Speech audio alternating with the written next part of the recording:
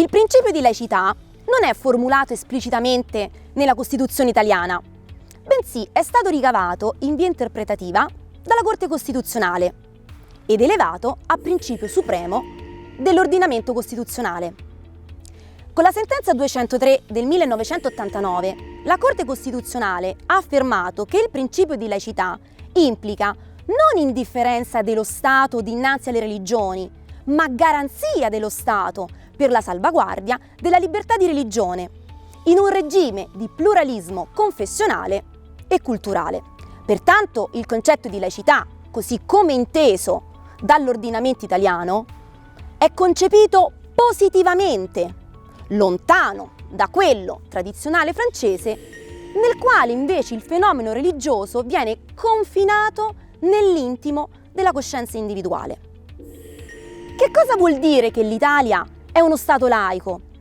L'ordinamento italiano ha un atteggiamento non solo di rispetto nei confronti del fatto e dei principi religiosi, ma soprattutto esplica una tendenza diretta a valorizzare la religione, perché è ritenuta un fattore di crescita non solo sotto il profilo individuale, ma anche sotto quello collettivo.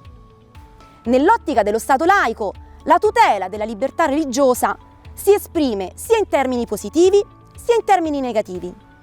Positivi come garanzia delle condizioni sostanziali che consentono l'esercizio effettivo di tale libertà.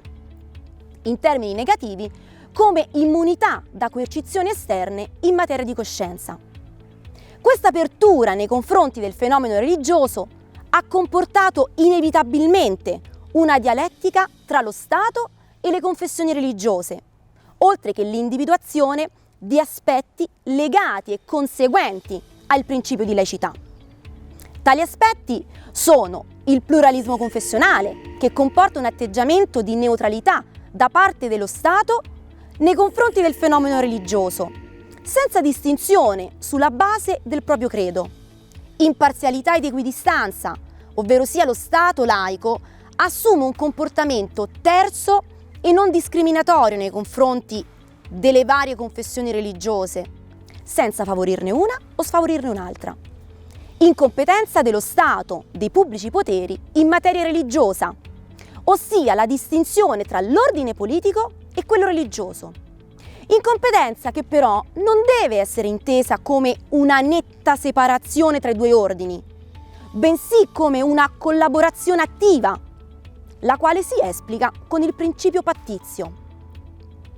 Le confessioni religiose, infatti, partecipano alla elaborazione delle norme statali di cui saranno destinatarie e più precisamente, per ciò che concerne i rapporti tra lo Stato italiano e la Chiesa Cattolica, sono regolati mediante i patti lateranensi, così come previsto dal secondo comma dell'articolo 7 della Costituzione. Mentre, per quanto riguarda i rapporti tra lo Stato italiano e le confessioni religiose diverse da quella cattolica, sono regolati sempre mediante strumenti di natura pattizia, però nel caso specifico prendono il nome di intese, come previsto dal terzo comma dell'articolo 8 della Costituzione. Occorre quindi capire cosa significa per lo Stato essere imparziali in una società multiculturale dove convivono laici e credenti. Come si è detto, la libertà religiosa ha una natura peculiare perché è insieme di libertà positiva e negativa.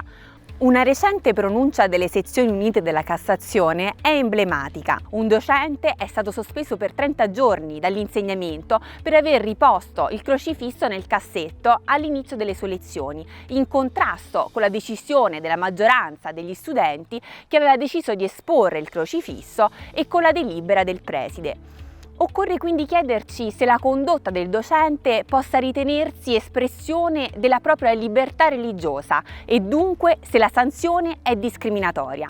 Immaginiamo al contrario che un'assemblea di studenti abbia deciso di non esporre il crocifisso.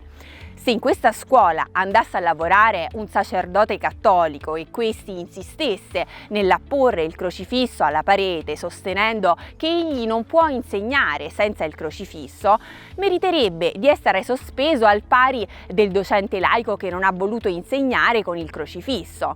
Entrambe le decisioni sono legittime perché, secondo la giurisprudenza di Strasburgo, nell'assenza, nella presenza del crocifisso violano la libertà religiosa. E non c'è quindi alcuna discriminazione, perché discriminare significa trattare casi uguali in maniera ineguale e casi differenti in maniera eguale.